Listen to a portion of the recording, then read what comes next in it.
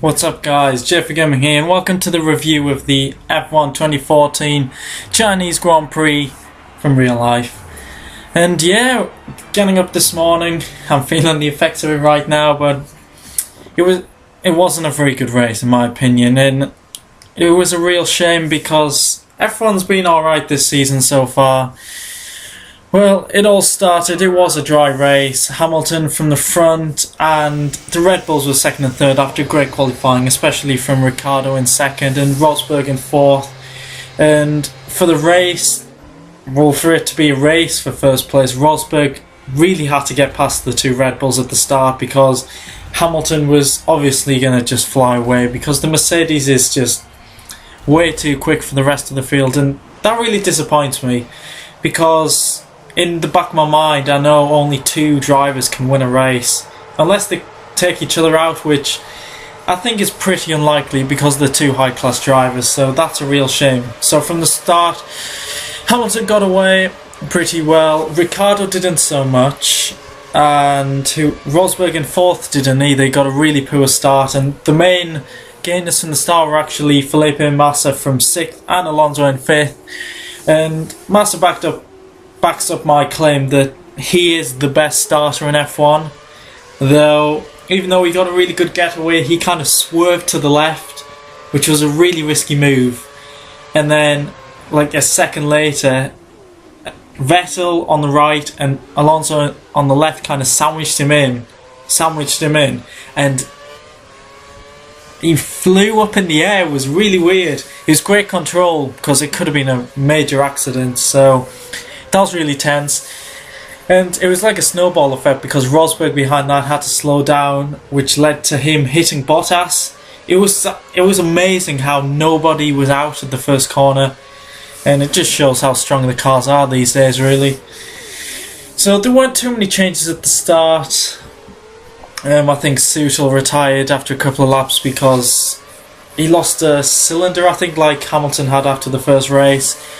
But overall, not a lot happened, and it was mainly Rosberg making his way back through the field. He was sixth from the start, passed Massa easily after a couple of laps.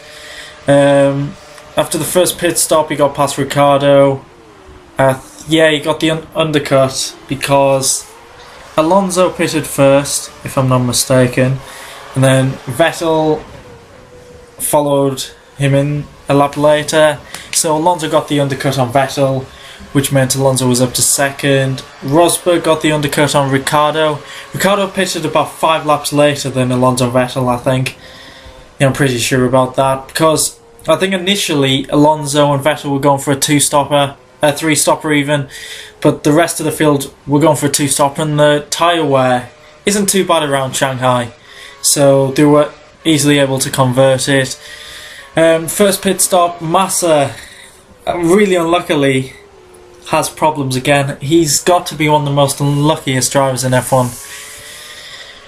He gets so much bad luck. In the pit stop, he must have been there for about a minute, which led to him dropping to the back of the field.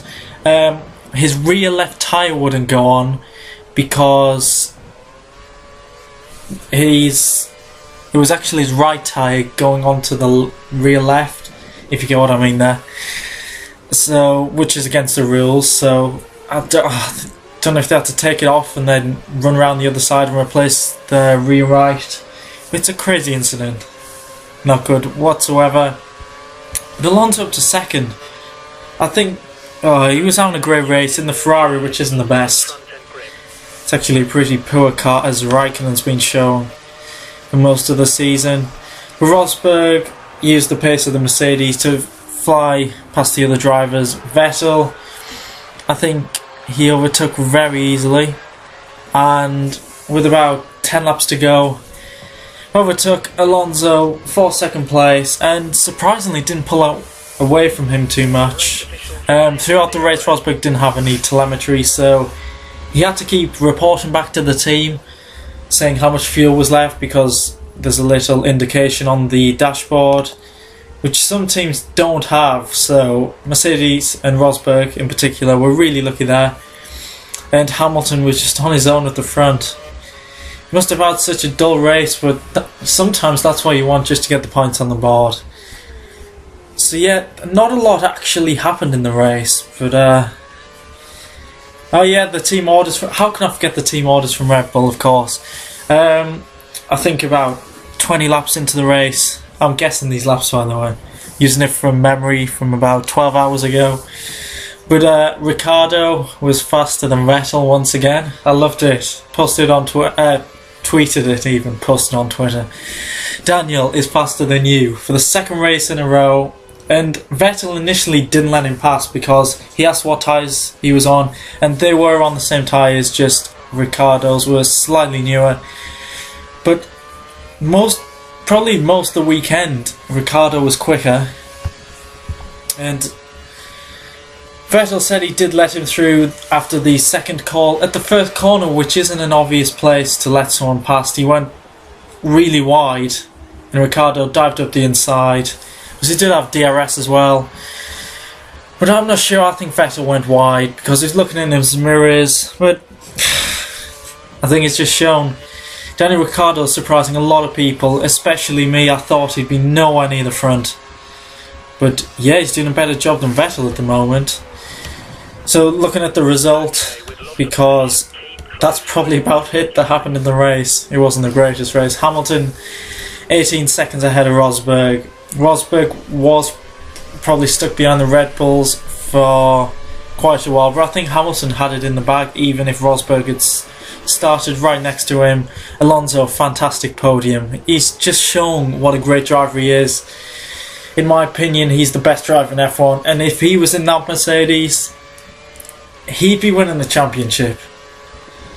But unluckily for him, he's not in a championship winning car, and he's probably going to finish third in the championship this season, and just been so unlucky. He's not maximising his potential with the amount of championships he deserves. Ricciardo beating Vettel to fourth and finished 20 seconds ahead.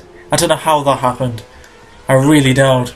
Vettel was thinking about backing away from Alonso because them two were really close after the first pit stop, but Vettel just dropped back majorly. 24 seconds behind Alonso, that's a full pit stop. So don't know how that happened. Hülkenberg, another solid drive in sixth.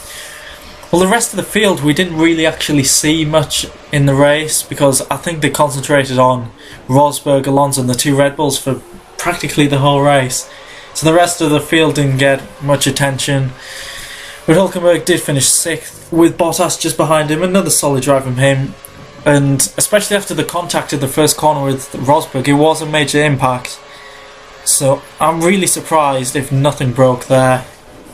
Raikkonen in 8th, 76 seconds off the lead, and let me work this out, 53 seconds behind Alonso.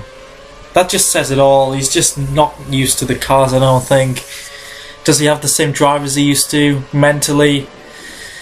Who knows, but he's having a terrible start to his return to Ferrari. And to round out the points, Perez after his podium in Bahrain might be disappointed with 9th, but it's a couple of points for him. And Kvyat, who's having a great start to his F1 career with his 3rd points finish, if I'm not mistaken, and he beat his teammate, so that's a good job there. Button in 11th. McLaren were nowhere this weekend. They just had no pace whatsoever. Magnussen in 13th, that backs it up. Them two, since Australia where they actually led the Constructors' Championship, just haven't had the pace. A double retirement in Bahrain, both had the points in China. So they'll definitely be looking forward to the next race. Verne 12th, beaten by his teammate. Not a lot to say there really. Maldonado actually finished the race, which is amazing considering what he was doing in practice. Maldonado. What a guy, what a guy. 14th, Massa after his unlucky things in the pits. 15th, Gutierrez was anonymous really because the Sauber has no pace whatsoever. Then the Caterhams and Marussias are at the back. Grosjean unluckily retired because he was doing a really good job in 10th for the underpowered Lotus. Terrible car at the moment. So a lot of teams are going to be really looking forward to the next race in Spain, start of the European season. And so am I. It's usually quite a good race the past few seasons. Looking forward to hopefully Alonso taking the win, though that's probably not realistic. He'll be a Mercedes 1-2 once again. So this has been a review of the Chinese Grand Prix. Hope you enjoyed it, and I'll see you after the Spanish Grand Prix in 2 weeks. Goodbye.